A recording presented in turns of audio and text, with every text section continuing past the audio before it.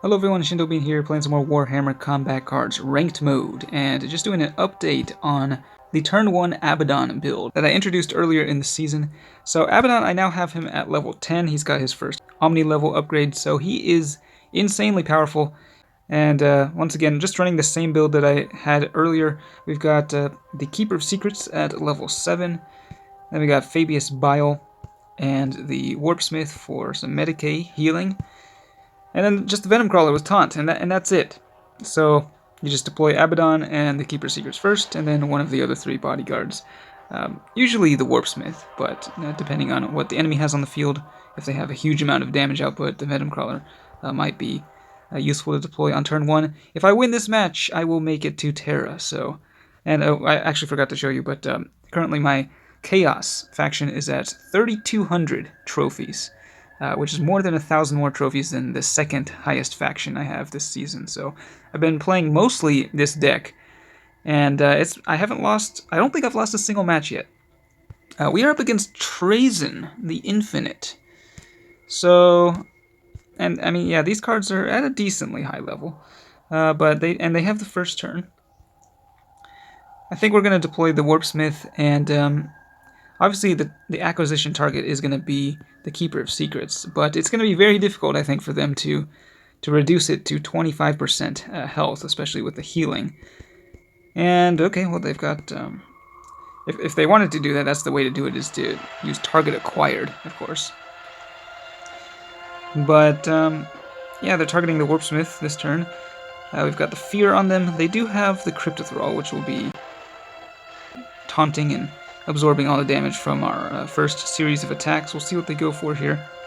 Oftentimes, because of the extreme damage output, the enemy will ready instead of attacking, but here they do go with the ranged attack, which gives us a chance to get the first buff from Abaddon's special rule, +7 to all attack stats. Okay, so it's our turn now. Let's go for, yeah, just a series of melee attacks here. And, well, the Canoptech Spider will survive and kill the Warpsmith with the counterattack. Let's see. We'll see what deploys next. Okay, they've got the Overlord over there. So I think we're going to drop... We'll drop Fabius Bile over here. See if we can poison that Overlord. And this thing, well... It actually has a pretty good damage output, so we'll see what they go for. They are continuing to go ranged, so yeah, Fabius Bile will be fine for a little bit, I think.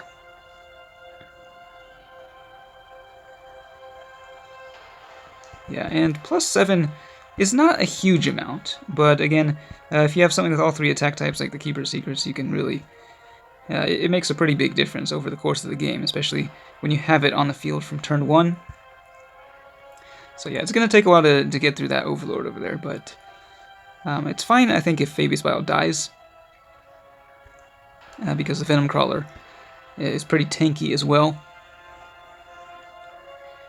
And yeah, the most important thing is that we keep the Keeper of Secrets alive, and I say that right as it gets targeted by that Deathmark Assassin, and they have a Transcendent too at level 10. Wow. With the Inspiring Presence, that is actually going to do a huge amount of damage. Now, this could be a problem if they do manage to kill the thing, but fortunately the Fear reduces the damage by so much that they're just unable to take the thing down. And then here come our counterattacks. I do not want to actually go for a melee or ranged attack at this point, though, because with their counterattacks they would be able to either kill or steal the Keeper of Secrets. We don't want that happening. Now, they might actually get pretty close to doing so anyway, you know, with the Transcendent moving over to the right lane, but yeah, we'll see, I guess. Let's see, what's the damage on this thing? 78, yeah, that's quite a bit of damage. It's going to be pretty close. And yeah, Trazen is protected by all those shields, so it's going to take a little while to get through him. Okay, Keeper Secrets is fine, fortunately, but yeah. That was a little too close for comfort there. Now, let's see, what are our attack stats at now? Yeah, I think we can just go for a ranged attack. Trazen, how much damage can he block? 105. 254. Well, actually, you know what? We can just win with the melee, so that's what we'll do. Just go straight through the shields. And Abbadon has claimed victory. He barely took any damage, still at 330 health. And we didn't have to deploy the Venom Crawler either. So I think even if the Keeper of Secrets had died at that point, since the Warlord was on the field, we would have been just fine. This goes to show you how strong this build is. When you have Abaddon and the Keeper of Secrets at a high level, the match right before this was, I played against a Captain Badrook with some max level traits, and I was able to win that one.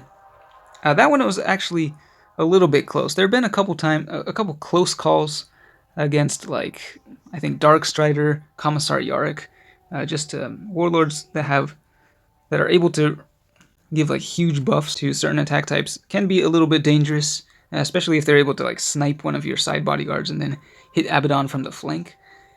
But yeah, it's been going quite well. Let's take a look at the trophies here. So now 3,297 trophies for Chaos, and that is all from Abaddon himself. So gotta say, I'm really loving this build. It's just a lot of fun to play as well. So let me know if you've tried it out and how the ascent to Terra has gone for you this season. But that's it for this one. Thanks for watching, and I will see you next time.